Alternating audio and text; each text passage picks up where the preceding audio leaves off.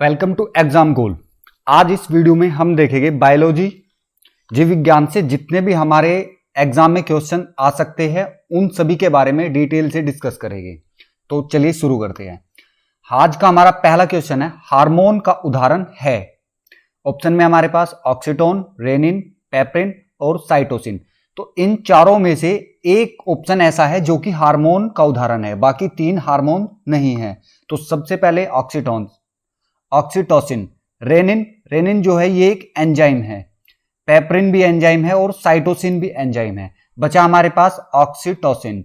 तो ये हमारा हार्मोन है और ये इस क्वेश्चन के हिसाब से ये राइट आंसर हमारा हो जाएगा। बढ़ते हम अपने नेक्स्ट क्वेश्चन की तरफ। क्वेश्चन नंबर 2, मस्तिष्क जिम्मेदार है सोचने के लिए, शरीर के संतुलन के लिए, हृदय गति नियंत्रण के लिए या उपयुक्त में से तीनों के लिए। तो ये इसका राइट आंसर हो जाएगा उपयुक्त में से तीनों के लिए। मस्तिष्क सोचने के लिए भी जिम्मेदार होता है, शरीर के संतुलन के लिए भी मस्तिष्क जिम्मेदार है और हृदय गति नियंत्रण के लिए भी मस्तिष्क ही जिम्मेदार है। तो इसका राइट आंसर हमारा उपयुक्त में से तीनों, उपयुक्त तीनों के लिए। बढ़ते हैं नेक्स्ट की तरफ। नेक्स्ट है हमारा क्वेश्चन नंबर 3, हमारे शरीर में मस्तिष्क का कौन सा भाग संवेगात्मक क्रियाओं को नियंत्रित करता है। बात कर लेते हैं सबसे पहले मस्तिष्क के भाग। तो मस्तिष्क जो है अकेला एक माइंड नहीं है, इसके भाग है, इसको भागों में विभाजित किया गया है, अग्रभाग, पश्च भाग और भी अन्य भाग है। तो उसमें से इसने पूछा है कि संवेगात्मक क्रियाओं को नियंत्रित कौन सा भाग करता है, हाइपोथैलेमस, टानिक, थैलेमस या प्रमस्तिष्क। तो इसका जो सही आंसर होगा वो होगा हमारा हाइपोथैलेमस। संवेगात्मक क्रियाओं से मतलब यहां पर है जो हमारी अनैच्छिक क्रियाएं होती है, जैसे कि भूख लगना, प्यास लगना, किसी से घृणा होना या डर लगना, इस तरह की क्रियाओं को संवेगात्मक क्रिया कहते हैं और ये हाइपोथैलेमस के कारण ये नियंत्रित होती है। हाइपोथैलेमस इनको नियंत्रित करता है। बढ़ते हैं नेक्स्ट की तरफ। नेक्स्ट है हमारा क्वेश्चन नंबर 4। क्वेश्चन नंबर 4 है हमारा, श्वसन का नियंत्रण मस्तिष्क के किस भाग से किया जाता है। अब वहीं फिर से बात आ गई कि मस्तिष्क का कौन सा भाग श्वसन का नियंत्रण करता है, अनुमस्तिष्क, घ्राणपाली, अचेतक या मेडुला ऑब्लांगेटा। तो इसका जो सही आंसर होगा वो होगा हमारा मेडुला ऑब्लांगेटा, हमारा सही आंसर होगा। श्वसन का जो नियंत्रण करता है वह करता है मेडुला ऑब्लांगेटा। राइट आंसर ये ऑप्शन नंबर 4। बढ़ते हैं नेक्स्ट की तरफ। नेक्स्ट है हमारा क्वेश्चन नंबर 5, कशेरुक जंतु के शरीर का सर्वाधिक कठोर भाग होता है, यानी कि रीढ़धारी जंतु। रीढ़धारी जंतु में मनुष्य भी आ जाते हैं, बहुत सारे जानवर आ जाते हैं। तो उसमें हमें यह बताना है कि सबसे कठोर भाग कौन सा है, हड्डी, इनेमल, खोपड़ी या कैरोटीन। तो इनेमल इसका सही आंसर होगा। इनेमल होता है मनुष्य में, इनेमल दांत को कवर करने वाले बाहरी पतले आवरण को इनेमल कहते हैं और यह मनुष्य का सबसे कठोर भाग होता है। मनुष्य का ही नहीं, ये सभी रीढ़धारी जंतु का सबसे कठोर भाग होता है इनेमल। राइट आंसर हमारा ऑप्शन नंबर 2। बढ़ते हैं नेक्स्ट की तरफ। क्वेश्चन नंबर 6, मानव तंत्र में निम्नलिखित में से कौन सा एक पाचक एंजाइम नहीं है, यानी कि जो पाचन क्रिया होती है और उसमें जो एंजाइम पाचन क्रिया में मदद करते हैं उनमें से हमें बताना है कौन सा पाचक एंजाइम नहीं है। ऑप्शन में हमारे पास ट्रिप्सिन, टाइलिन, पेप्सिन और गैस्ट्रीन। तो राइट आंसर हमें बताना है ट्रिप्सिन, ये एंजाइम है पाचक क्रिया में ये मदद करता है। टाइलिन भी एंजाइम है, ये भी पाचन क्रिया में मदद करता है। पेप्सिन भी एंजाइम है और ये भी पाचन क्रिया में मदद करता है।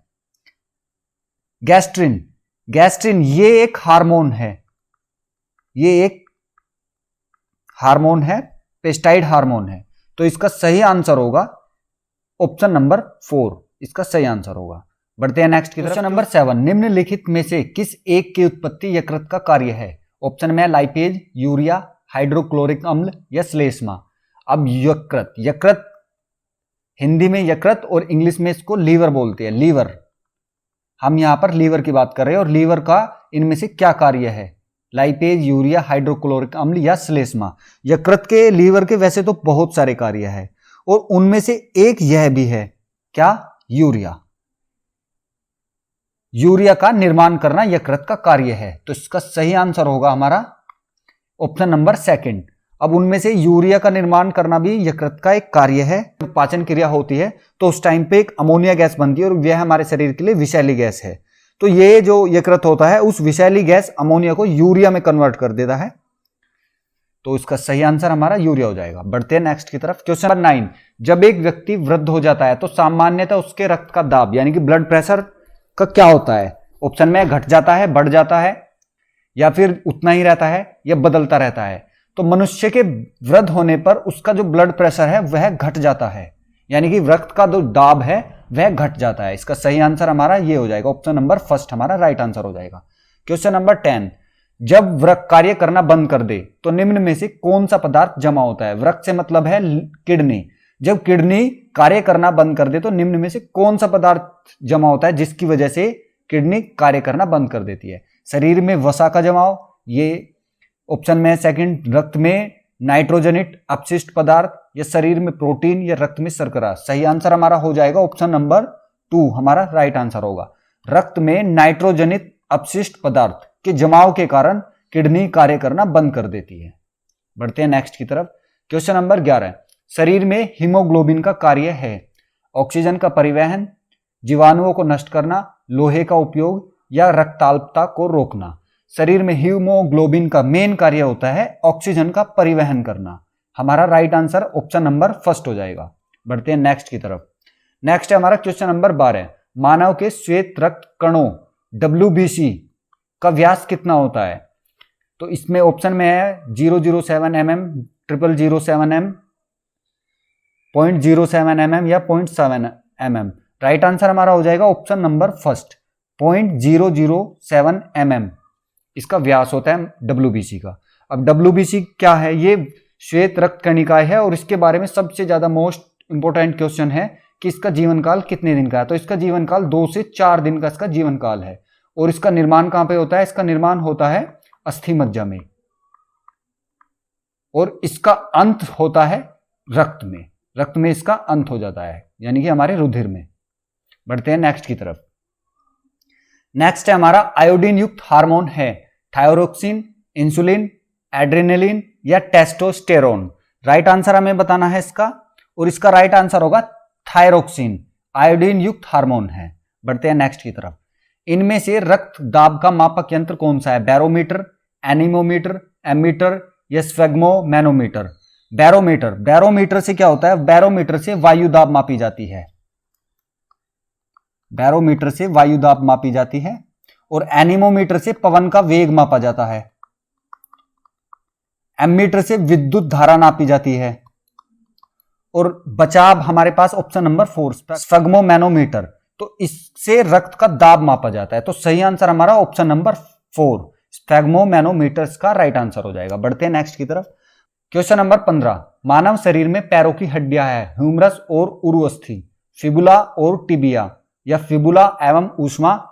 फोर्थ ऑप्शन है हमारे पास टिबिया एवं भारी प्रकोष्ठ था। तो राइट आंसर हमें बताना है, और राइट आंसर इसका हो जाएगा ऑप्शन नंबर 2 फिबुला और टिबिया।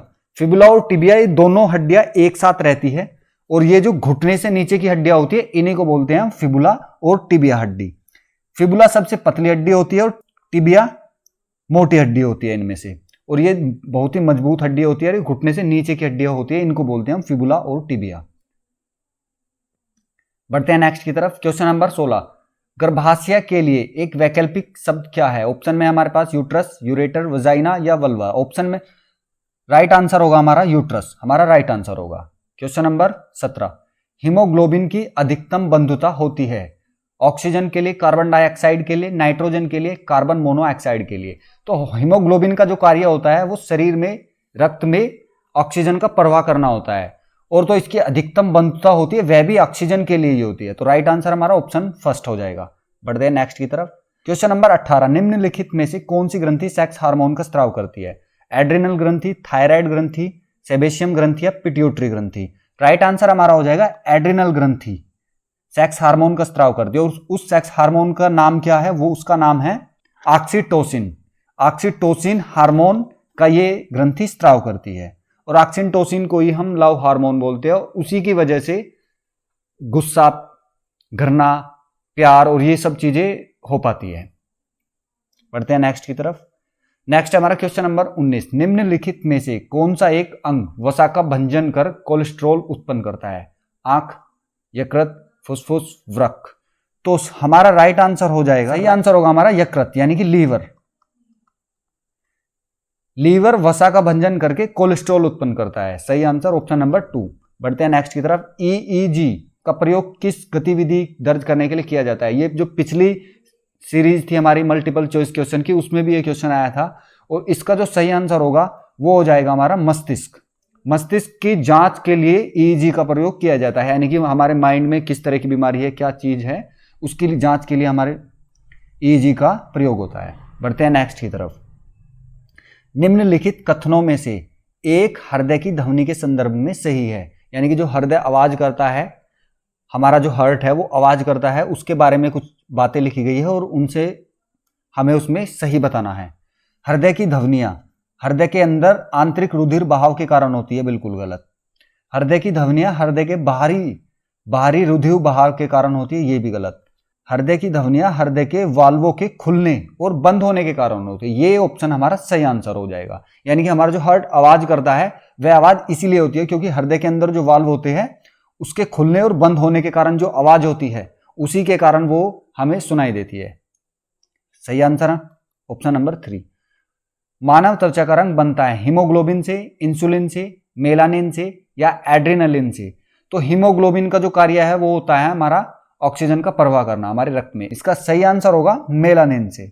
मेलानिन हार्मोन एक ऐसा हार्मोन है जिसकी वजह से हमारे त्वचा का रंग, बालों का रंग, हमारी आंखों का रंग संभव हो पाता है, मतलब भूरा, काला, सफेद, नीला, जिसका जो भी कलर होता है वो मेलानिन हार्मोन के कारण होता है। बढ़ते हैं नेक्स्ट की तरफ। नेक्स्ट है हमारा क्वेश्चन नंबर 23। यदि माता पिता में से एक का रुधिर वर्ग AB दूसरे का O हो तो उनके बच्चे संभावित वर्ग होगा। ऑप्शन में A या B, A या B या O, A या AB या O, A या B या AB या O। राइट आंसर हमारा A या B। अब ये क्यों है तो इसके लिए तो आपको पूरा डिटेल में इसको पढ़ना होगा। रुधिर वर्ग टॉपिक जो है ये पूरा डिटेल में पढ़ना होगा। मैं यहाँ पे बताऊंगा तो टाइम लगेगा बहुत ज्यादा क्योंकि थोड़ा सा डीपली टॉपिक है। तो इसका राइट आंसर हमारा A या B हो जाएगा। Question number 24। निम्नलिखित में से किस एक जीव में पसलियों की संख्या सबसे अधिक होती है? 24। मगर में, सांप, मत्स्य या मानव? तो ये जो सबसे अधिक पसलियों की संख्या होती है ये होती है मानव में। 12 जोड़ी पसलियां होती है मानव में। 12 जोड़ी का अर्थ यानी कि 24। तो सही आंसर हमारा ऑप्शन नंबर 4। बढ़ते हैं नेक्स्ट की तरफ। स्तनपायी में संवेद ग्रंथियां मूलतः संबंधित है अतिरिक्त लवणों को निकालने से, नाइट्रोजन अपशिष्ट के उत्सर्जन से, ताप नियमन से या यौन आकर्षण से? तो स्तनपायी में जो संवेद ग्रंथियां है वह ताप नियमन से संबंधित है, यानी कि वो। बढ़ते हैं नेक्स्ट की तरफ। Question number 26। मानव हृदय में कक्षा की संख्या होती है 4, 2, 3 या 5? राइट आंसर हमारा हो जाएगा मानव शरीर में 4 चैम्बर होते हैं, यानी कि कक्षा 4 होती है, जिनमें से 2 अलिंद होते हैं और 2 निलय होते हैं। सही आंसर हमारा ऑप्शन नंबर 1। बढ़ते हैं नेक्स्ट की तरफ। सर्वग्राही कौन सा रुधिर वर्ग का होता है? AB, O, B या A? राइट आंसर हमारा होगा सर्वग्राही। सर्वग्राही होता है AB। और इसमें जो ये बहुत ही मोस्ट इंपोर्टेंट क्वेश्चन है, इसका राइट आंसर AB। और ये O होता है, ये सर्वदाता होता है। सर्वदाता से मतलब यहाँ पे ये है कि ये O वर्ग वाले व्यक्ति किसी भी व्यक्ति को अपना खून दे सकता है, और AB से मतलब ये होता है कि AB वाला सभी से खून ले सकता है। बढ़ते हैं नेक्स्ट की तरफ। कंडरा जोड़ता है हड्डी से हड्डी को, पेशी को हड्डी से, पेशी से पेशी को, हड्डी को पेशी से? राइट आंसर हमारा ऑप्शन नंबर 2। पेशी को हड्डी से जो जोड़ता है उसे कंडरा बोलते हैं।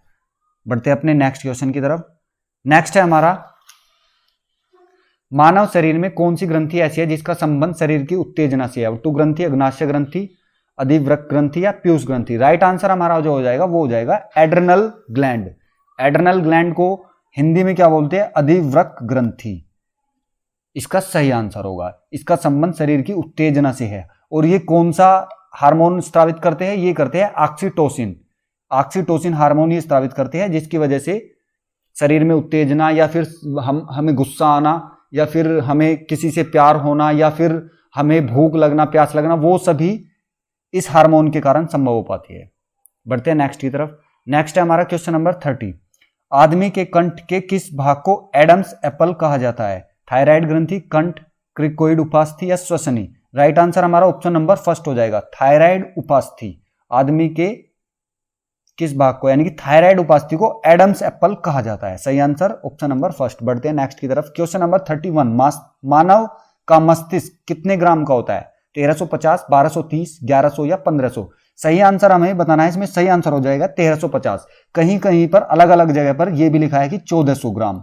1400 ग्राम भी इसका आंसर सही होता है, लेकिन ऑप्शन में कभी भी ये दोनों एक साथ नहीं दिए जाएंगे, या तो ये दिया जाएगा या फिर ये, तो दोनों में से हमें एक टिक करना है, 1350 या 1400। बढ़ते हैं नेक्स्ट की तरफ। नेक्स्ट है हमारा क्वेश्चन नंबर 32, मानव शरीर की सबसे लंबी अस्थि है अंतः प्रकोष्ठिका, उरु अस्थि, अंतः जर्गिका या फिर इनमें से कोई नहीं? सही आंसर हमने सुना है कि मानव शरीर की सबसे लंबी अस्थि होती है फीमर, और फीमर अस्थि को हिंदी में क्या बोलते हैं? उरु अस्थि। तो राइट आंसर हमारा ऑप्शन नंबर 2। याद रखना है, उरु भी आ सकता है और फीमर भी आ सकता है, तो सही आंसर इसका हो जाएगा उरु अस्थि। बढ़ते हैं नेक्स्ट की तरफ। क्वेश्चन नंबर 34, मानव शरीर का तापक्रम होता है, ऑप्शन में हमारे पास 98.4 डिग्री फ़ारेनहाइट, 98 डिग्री फ़ारेनहाइट या 98.8 डिग्री फ़ारेनहाइट, या इनमें से कोई नहीं। सही आंसर हमारा होगा इनमें से कोई नहीं, क्योंकि जो सही आंसर बिल्कुल करेक्ट है वो है हमारा 98.6 डिग्री फ़ारेनहाइट हमारा सही आंसर होगा। एग्जाम के हिसाब से ये हमारा राइट आंसर होता है। बढ़ते हैं नेक्स्ट की तरफ। नेक्स्ट है हमारा आंख की रेटिना का परंपरागत कैमरे के निम्नलिखित में से किस भाग से तुलना की जा सकती है? यानी कि आंख का जो रेटिना है हमारा, और वो किसी कैमरे के किस भाग से तुलना की जा सकती है? तो कैमरे के हमारे फिल्म है ऑप्शन में, लेंस है, शटर या आवरण।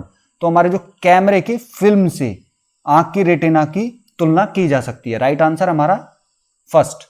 बढ़ते हैं नेक्स्ट की तरफ। क्वेश्चन नंबर 36, रक्त जमने में किस तत्व की मुख्य भूमिका होती है? मैग्नीशियम, कैल्शियम, आयरन या फिर कॉपर? राइट आंसर हमें बताना है, और राइट आंसर होगा हमारा कैल्शियम। कैल्शियम हमारा राइट आंसर होगा। ये जो रक्त जमने में महत्वपूर्ण भूमिका निभाता है अन्य प्रोटीन्स के साथ मिलकर, यानी कि अन्य प्रोटीन के साथ संयोग करके ये रक्त को जमने में हेल्प करता है। कैल्शियम हमारा सही आंसर हो जाएगा। बढ़ते हैं नेक्स्ट की तरफ। नेक्स्ट है हमारा क्वेश्चन नंबर 37, मनुष्य में सामान्यतः निरंतर शर्करा स्तर पर रुधिर होता है 20 से 50 ग्राम, 50 से 70, 80 से 100 या 120 से 140? सही आंसर हो जाएगा हमारा 80 से 100 ग्राम हमारा राइट आंसर हो जाएगा, ऑप्शन नंबर 3। बढ़ते हैं नेक्स्ट की तरफ। क्वेश्चन नंबर 38, अधिक ऊंचाई पर मानव शरीर में लाल रक्त कणिकाएं आकार में बड़ी हो जाएगी, आकार में छोटी हो जाएगी, संख्या में घट जाएगी या संख्या में बढ़ जाएगी? लाल रक्त कणिकाओं से मतलब है आरबीसी। आरबीसी के बारे में बात कर रहा है, और वो ऊंचाई पर जाने पे ये पूछा है कि ये घटेगी, बढ़ेगी या आकार में बड़ी हो जाएगी? तो राइट आंसर हमारा हो जाएगा ये संख्या में बढ़ जाएगी। ये बड़ी नहीं है, ये बढ़ जाएगी, यानी कि ये संख्या में इसकी बढ़ोतरी हो जाएगी आरबीसी की, अगर हम किसी पर्वत पर चढ़ते हैं या किसी ऊंचाई पर जाते हैं। और अगर हम सोते हैं तो उस टाइम पर आरबीसी कम हो जाती है। आरबीसी की जो संख्या है वो कम हो जाती है जब हम सोते हैं, यानी कि सोने के टाइम पे कम होती है, और जब पर्वतों पर जाते हैं हम उस टाइम पर आरबीसी की संख्या बढ़ जाती है। आरबीसी से जो इंपॉर्टेंट क्वेश्चन है वो है कि आरबीसी का जीवन काल कितना दिन का होता है? तो इसका जो जीवन काल होता है 20 से 120 दिन इसका जीवन काल होता है, और इसका निर्माण होता है अस्थि मज्जा में। अस्थि मज्जा में इसका निर्माण होता है। और इससे एक क्वेश्चन बहुत ज्यादा बनता है कि इसकी मृत्यु कहां पर होती है? तो इसकी मृत्यु होती है लीवर में या फिर प्लीहा में, और इसीलिए इसे आरबीसी का कब्रगृह कहा गया है, लीवर को और प्लीहा को। बढ़ते हैं अपने नेक्स्ट क्वेश्चन की तरफ। नेक्स्ट है हमारा क्वेश्चन नंबर 39, यदि किसी व्यक्ति का रुधिर वहिकाओं की त्रिज्या कम हो जाए तो उसका रक्तदाब बढ़ेगा, घटेगा, उतना ही रहेगा? पुरुषों में बढ़ेगा और महिला में घटेगा? ऑप्शन के हिसाब से हमारा ये ऑप्शन तो बिल्कुल गलत हो जाता है, पर पुरुषों में बढ़ेगा और महिलाओं में घटेगा से कोई संबंध नहीं है इसका।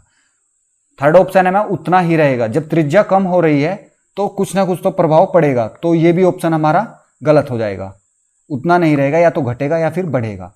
अब दोनों में से देखना है, तो इसमें जो सही आंसर होगा वो हो जाएगा हमारा रक्तदाब बढ़ेगा, यानी कि ब्लड का जो प्रेशर है वो बढ़ेगा अगर रुधिर वहिकाओं की त्रिज्या कम कर दी जाए। जिस तरह से हमारे एग्जाम्पल में ले लेते हैं, अगर जो कोई मोटा पाइप है और उससे पानी निकल रहा है तो उससे पानी का प्रेशर इतना नहीं बन पाएगा जितना कि अगर हम उससे कम व्यास वाला पाइप लेंगे और उतना ही पानी छोड़ दे तो उस पर प्रेशर ज्यादा बनेगा, यानी कि उस पर जो प्रेशर बनेगा वो बहुत ज्यादा बनेगा। तो यानी कि त्रिज्या कम हो जाने से रक्त का दाब यानी कि प्रेशर बढ़ेगा। सही आंसर हमारा option number first. Question number 14, मानव शरीर के किस अंग में लसिका कोशिकाएं बनती है? यकृत, दीर्घस्थि, अग्नाशय या तिल्ली? सही आंसर हमें बताना है और सही आंसर हो जाएगा हमारा दीर्घ अस्थि। दीर्घ अस्थि में लसिका कोशिकाएं बनती है। सही आंसर ऑप्शन नंबर सेकंड। बढ़ते हैं नेक्स्ट की तरफ। क्वेश्चन नंबर 41, किस शारीरिक प्रक्रम में प्रोथ्राम्बिन का संबंध है? उत्सर्जन से, रक्त जमाव से, वृद्धि से या प्रजनन से? तो प्रोथ्राम्बिन का संबंध है रक्त जमाव से। जैसे कि रक्त जमाव में कैल्शियम हेल्प करता है, तो वो प्रोथ्राम्बिन प्रोटीन के साथ मिलकर रक्त जमाने में उसकी हेल्प करता है। प्रोथ्राम्बिन के अलग और भी प्रोटीन है जिनके साथ कैल्शियम मिलकर रक्त को जमने में हेल्प करता है, तो ये प्रोथ्राम्बिन का भी संबंध रक्त जमाव से है।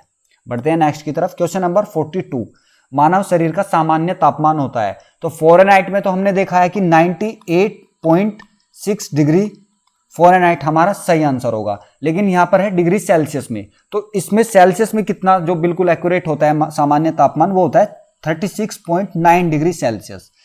हमारा राइट आंसर हो जाएगा 36.9 डिग्री सेल्सियस। और अगर फ़ारेनहाइट में है तो 98.6 फ़ारेनहाइट राइट आंसर हो जाएगा। सही आंसर हमारा option number 2। Question number 44, myoglobin में कौन सी धातु होती है? मायोग्लोबिन ये एक प्रोटीन है और इसमें पूछा गया है कि इसमें कौन सी धातु होती है? तांबा, चांदी, सोना या लोहा? तो इसमें जो होती है वो होती है ऑप्शन नंबर फर्स्ट, तांबा होता है मायोग्लोबिन में। और अगर इसकी कमी हो जाए, इस मायोग्लोबिन प्रोटीन की हमारे शरीर में कमी हो जाए, तो इससे अल्जाइमर रोग हो जाता है। अल्जाइमर रोग किससे संबंधित है? याददाश्त खो जाने से। जैसे कि याददाश्त खोना या फिर हमें कुछ याद ना रहना या कम याददाश्त रहना, वो अल्जाइमर कहलाता है, अल्जाइमर रोग। और वो किसकी कमी से हो जाता है? मायोग्लोबिन की कमी से।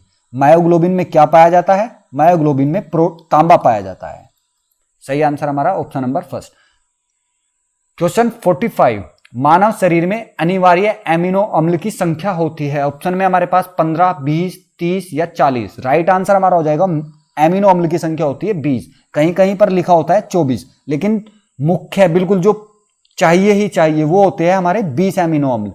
वैसे होते हैं संख्या में 24। तो ऑप्शन में दोनों में से एक साथ ये कभी नहीं देगा एग्जामिनर, देगा तो अलग अलग देगा। और हमें टिक करना है तो 20 होगा तो 20 करना है, 24 होगा तो 24 करना है। बढ़ते हैं नेक्स्ट की तरफ। नेक्स्ट है हमारा क्वेश्चन नंबर 46, किसी प्राणी के शरीर में समस्त भार का अधिकांश भाग होता है? यानी कि हमारा जो बॉडी है उसमें सबसे ज्यादा किसका भाग होता है? जल का होता है या फिर रुधिर का होता है, अस्थियों का या फिर ऊतक? सही आंसर हमें बताना है और सही आंसर जो होगा, सबसे पहले देख लेते हैं जल। हमारे शरीर में जल 60% भाग जल का होता है। रुधिर होता है 5 से 6 लीटर। 5 से 6 लीटर हमारे शरीर में रुधिर होता है, जो कि 7% होता है। अस्थि होती है हमारे शरीर में 206। और ये हो जाता है ऊतक, यानी कि ऊतक बोलते हैं उसको, सेल्स का ग्रुप ऑफ सेल्स को ऊतक बोलते हैं। यानी कि मांस का लोथड़ा को हम ऊतक बोल सकते हैं सामान्य भाषा में। तो सबसे ज्यादा जो प्रतिशतता होती है वो जल की होती है। यानी कि अधिकांश भाग, समस्त भार अधिकांश भाग होता है जल का। हमारे शरीर में सबसे ज्यादा जल होता है। बढ़ते हैं अपने नेक्स्ट क्वेश्चन की तरफ। क्वेश्चन नंबर 47, मनुष्य के आंसू में कौन सा एंजाइम होता है जिसमें जीवाणु मर जाते हैं? एमाइलेज, लाइसोजाइम, यूरिएज या टाइलिन? हमारा राइट आंसर होगा लाइसोजाइम। लाइसोजाइम हमारा सही आंसर हो जाएगा और इसी में बैक्टीरियाओं की मौत हो जाती है। लाइसोजाइम हमारा सही आंसर ऑप्शन नंबर 2। बढ़ते हैं नेक्स्ट की तरफ। क्वेश्चन नंबर 48, निम्नलिखित में से कौन सा एक अवशेषी अंग नहीं है? अब अवशेषी अंग उस अंग को बोलते हैं जिसका हम यूज नहीं लेते, और वो जिसका हम यूज नहीं लेते बहुत टाइम से, तो वो धीरे धीरे विलुप्त होता जा रहा है। जैसे कि हमारे बंदर के जिस तरह पूंछ रहती है, उसी तरह से मनुष्य में पूंछ नहीं है। कहा जाता है कि पहले पूंछ होती थी और उसका एक पीछे निशान भी रहता है, तो उसी चीज को बोलते हैं हम अवशेषी अंग। यानी कि जिनका हम धीरे धीरे इस्तेमाल बंद कर देते हैं, तो प्रकृति धीरे धीरे उस अंग को विलुप्त कर देती है। उसी चीज को हम बोलते हैं अवशेषी अंग। अब उसमें से देखना है हमें ये कि अवशेषी अंग इनमें से कौन सा नहीं है? डायफ्राम, मोलर दांत, अपेंडिक्स या सेंट्रियोल? तो जो सेंट्रियोल होता है यह भी अवशेषी अंग होता है, मोलर दांत ये भी अवशेषी अंग है, और अपेंडिक्स का तो नाम आपने सुना होगा कि अपेंडिक्स का दर्द हो गया या फिर अपेंडिक्स का ऑपरेशन हो गया, इस तरह की बातें आपने कहीं ना कहीं सुनी होगी। तो डायफ्राम हमारा सही आंसर हो जाएगा। डायफ्राम क्या है? ये एक अवशेषी अंग नहीं है। राइट आंसर हमारा डायफ्राम हो जाएगा। डायफ्राम क्या है? ये मांसपेशियों की एक पतली सी झिल्ली है जो श्वास तंत्र और पाचन तंत्र को अलग अलग करती है। डायफ्राम वह होता है। क्वेश्चन नंबर फर्स्ट हमारा राइट आंसर होगा, ये अवशेषी अंग नहीं है। बाकी ये तीनों अवशेषी अंग है। बढ़ते हैं नेक्स्ट की तरफ। क्वेश्चन नंबर 49, मानव शरीर के कौन से अंग का प्रत्यारोपण नहीं किया जा सकता? गुर्दा, हृदय, फेफड़ा या मस्तिष्क? प्रत्यारोपण का मतलब होता है कि किसी शरीर से एक स्वस्थ और कार्यशील अंग निकालकर उसे किसी दूसरे शरीर के क्षतिग्रस्त या विफल अंग की जगह प्रत्यारोपित करने से, यानी कि किसी स्वस्थ आदमी की किडनी दूसरे आदमी की शरीर बॉडी में डाल देनी, यानी कि ट्रांसफॉर्मिंग कर देनी, प्रत्यारोपण उसे कहते हैं। तो इनमें से गुर्दे का प्रत्यारोपण हो जाता है, गुर्दा होता है किडनी का राइट आंसर हमें बताना है। गुर्दे का प्रत्यारोपण हो जाता है। हृदय होता है हार्ट का भी प्रत्यारोपण हो जाता है। फेफड़े भी चेंज हो जाते हैं, लेकिन मस्तिष्क, माइंड कभी एक्सचेंज या चेंज या ट्रांसफॉर्मिंग इस चीज की नहीं होती है मस्तिष्क की। यानी कि हम माइंड को बदल नहीं सकते कि हम अपना माइंड किसी और को दे दे और किसी और का माइंड हम ले ले। तो इसका सही आंसर होगा ऑप्शन नंबर 4, मस्तिष्क हमारा राइट आंसर हो जाएगा। बढ़ते अपने नेक्स्ट की तरफ। क्वेश्चन नंबर 50, मानव शरीर का कौन सा अंग पुनर्दुभवन को प्रदर्शित करता है? प्लीहा, वृक्क, मस्तिष्क या यकृत? अब पुनर्दुभवन को जान लेते हैं हम, ये क्या होता है। एग्जाम्पल के तौर पे हम देख लेते हैं नाखून कटने के बाद फिर से बढ़ जाते हैं। तो ये जो बढ़ जाते हैं कटने के बाद, इसी चीज को हम पुनर्दुभवन कहते हैं, यानी कि फिर से हो जाना है। जैसे कि एक पेड़ है और हाँ, अगर हम उसकी डाली को काट देते हैं लेकिन वो डाली फिर से बढ़ जाती है, उसी चीज को हम पुनर्दुभवन कहते हैं। तो इसमें से हमें बताना है कि कौन सा अंग तो इसका जो सही आंसर होगा वो हो जाएगा यकृत यानी कि लीवर हमारा पुनर्दुभवन को प्रदर्शित करता है। यानी कि अगर जो ये किसी वजह से डैमेज हो जाता है लेकिन ट्रीटमेंट के बाद ये ठीक हो जाता है और फिर ये जितना भी डैमेज हुआ है वो खुद को रिकवर कर लेता है, जितना पहले था ये उतना ही हो जाता है। तो राइट आंसर हमारा लीवर हमारा सही आंसर हो जाएगा। 50 क्वेश्चन की सीरीज जो थी वो खत्म हो गई है और इसके बारे में आज हमने डिटेल में क्वेश्चंस को देखा। अगर वीडियो अच्छी लगी हो तो प्लीज लाइक कीजिए, शेयर कीजिए। मैं आगे इसी तरह वीडियो लेकर आता रहूंगा। Thank you.